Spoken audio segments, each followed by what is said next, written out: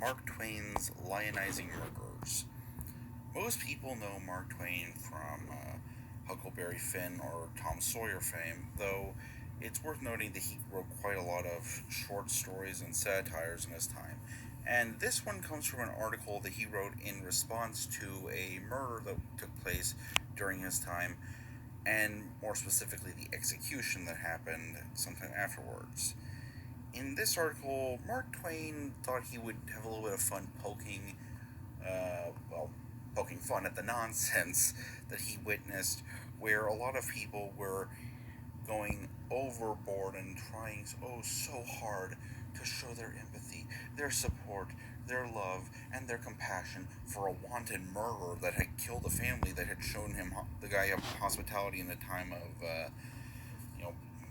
in a time of where he was going through a lot of nonsense. The fellow in question was,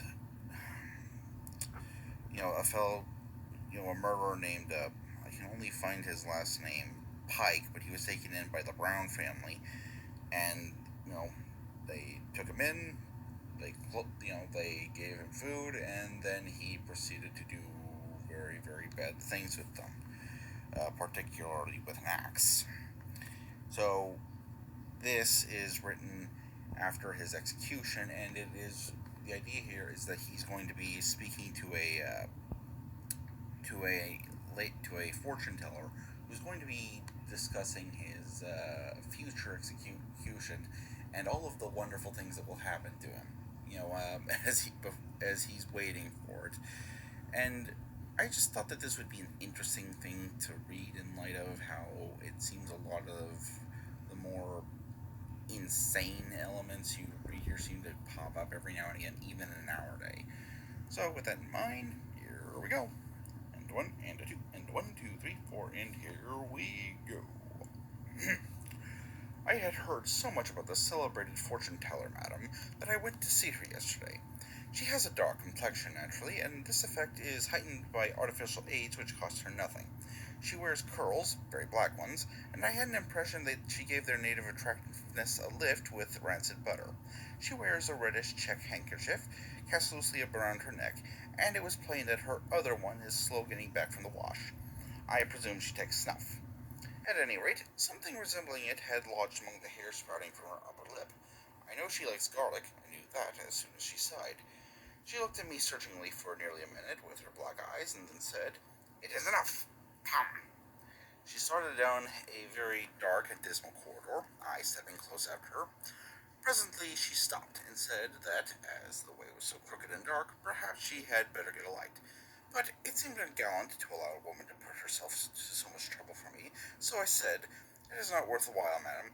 If you heave another sigh, I can follow it." So we got along all right. I arrived at her official mysterious den. She asked me to tell her the date of my birth, the exact hour of that occurrence, and the color of my grandmother's hair. I answered as accurately as I could. Then she said, "Young man, summon your fortitude. Do not tremble. I am about to reveal the past." Information concerning the future would be, in a general way, more silence. You have had much trouble, some joy, some good fortune, some bad. Your grandfather was, or rather, your great-grandfather was hanged. That is a lie. Silence! Hanged, sir. But it was not his fault. He could not help it. I am glad you do him justice.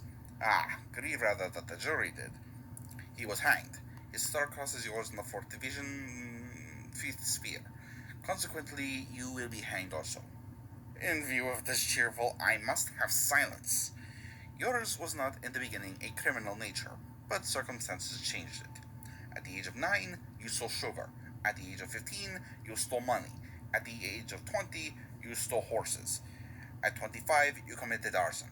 At 30, hardened in crime, you became an editor. Now you are a public lecturer. Worse things are in store for you. You will be sent to Congress, next to the penitentiary. Finally, happiness will come again. All will be well. You will be hanged.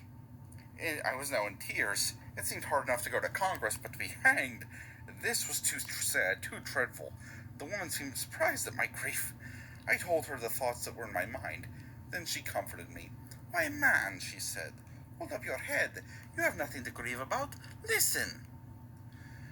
You will live in New Hampshire. In your sharp need and distress, the Brown family will succor you.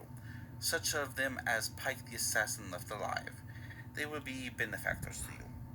When you will when you have grown fat upon their bounty and are grateful and happy, you will desire to make some modest return for these things, and so you will go to the house some night and brain the whole family with an axe. You will rob the dead bodies of your benefactors and disperse your gains in riotous living among the rowdies and courtesans in Boston. Then you will be arrested, tried, condemned, hanged, thrown into prison, condemned to be hanged, and thrown into prison. Now is your happy day. You will be converted. You will be converted as soon as every effort to encompass pardon, computation, and reprieve has failed.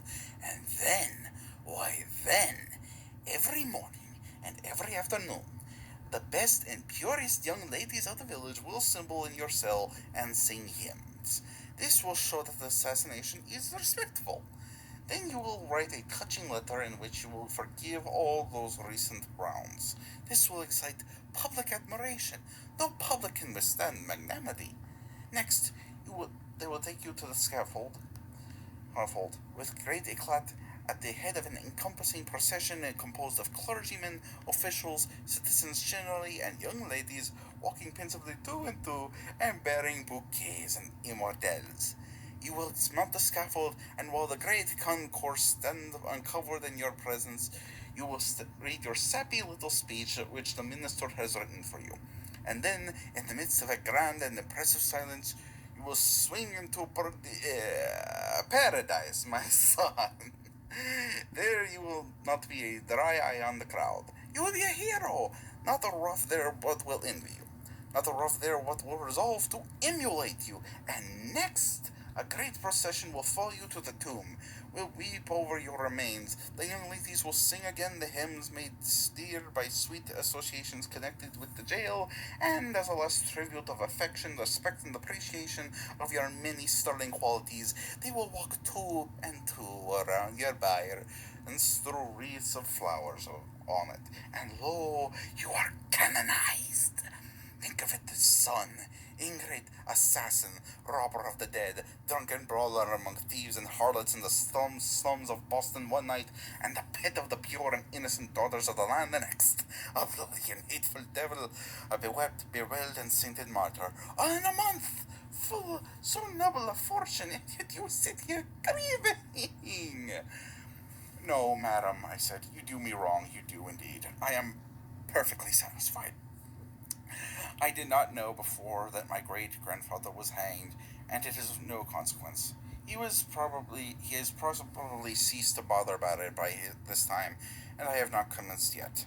I confess, madam, that I do something in the way of editing and lecturing, but the other crimes you mention have escaped my memory. Yet I must have committed them. You would not deceive a stranger. But let the past be as it was, and let the future be as it may. These are nothing. I have only cared for one thing. I have always felt that I should be hanged some day, and somehow the thought has annoyed me considerably.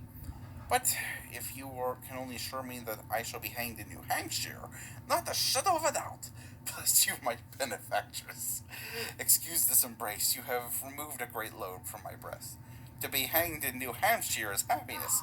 It leaves an odder name behind a man, and introduces him at once into the best New Hampshire society in the other world.